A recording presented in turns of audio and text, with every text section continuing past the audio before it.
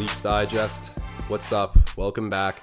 How are you? I'm going to assume not well, and I am doing the same because this Leafs game that we just experienced versus a Pittsburgh team, which did not have Chris Letang, Sidney Crosby, Evgeny Malkin, Brian Rust, missing a lot of their big dogs, they come out and beat us 7-1. This is probably the first game where Jack Campbell has allowed more than 4 goals against in regulation. He didn't look great. I understand there were some fluky ones where it chipped off someone in front of the net or defensive mistake, right? Muzzin put one in on his own.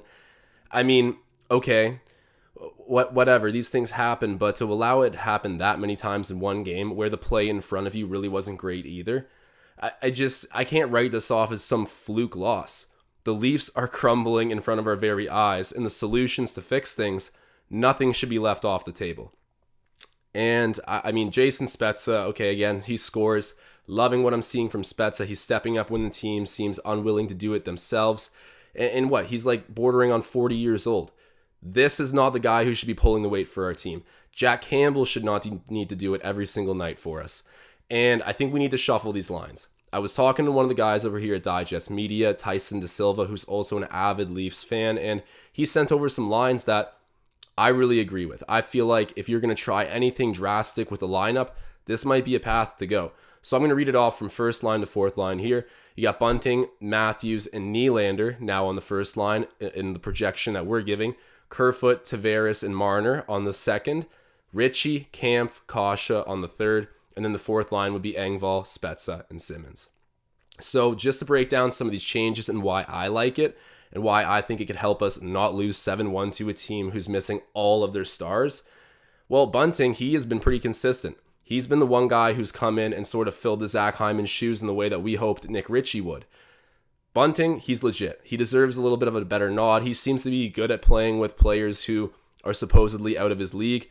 He's lived up to every challenge we've thrown at him so far in a very early season, and I think he deserves a chance to go up. And the same can be said about William Nylander, who's been really great despite, being a collective part of what's going downhill here.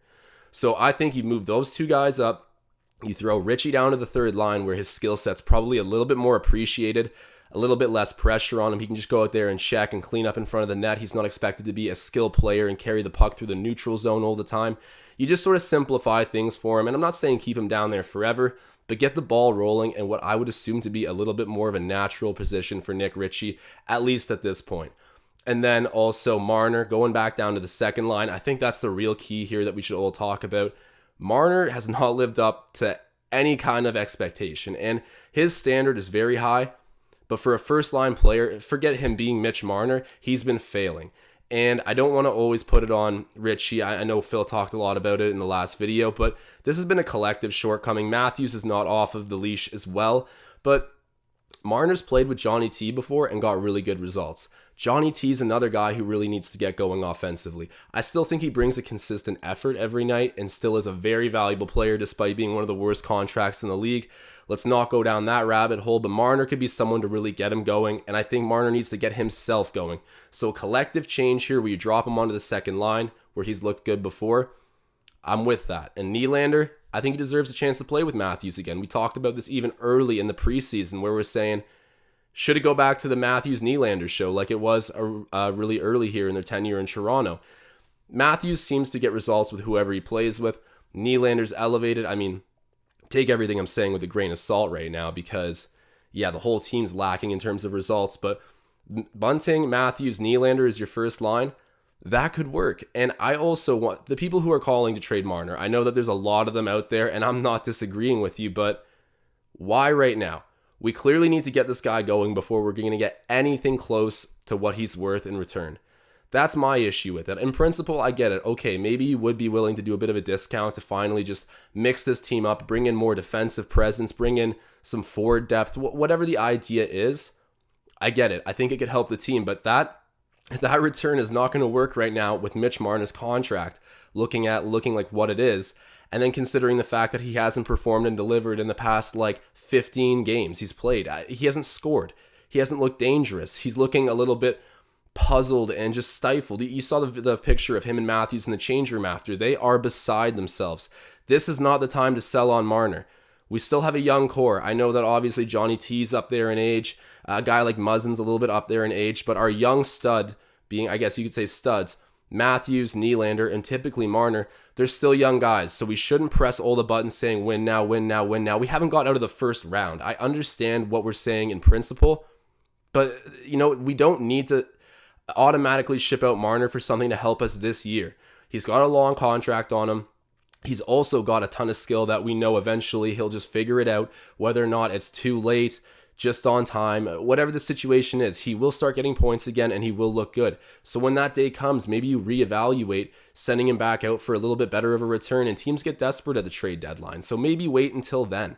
But right now, we shouldn't be doing that. And I know that game last night was just about every bit as hideous as you can get, but in my opinion, we are looking at the long run here. We want to win a cup.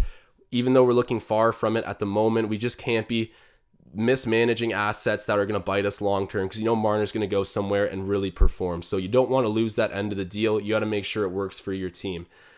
Guys, if there was ever a time to bet on the Maple Leafs to win the cup and you want to become a millionaire, it'd be right now, because I'm assuming we're dropping way down in terms of those betting odds to do it. Is this roster still good enough? In my opinion, I think it is. Are they meshing and playing well enough? No, not at all. Drastic changes need to come. So guys, get in the comments and let me know what you think. Last night was a horror show. I just don't even want to harp too much on breaking down every play that broke our hearts. We just got to move forward, burn the tapes on this one and never look at it again. But we got to keep in mind, these lines, they should not be as solidified as they have been.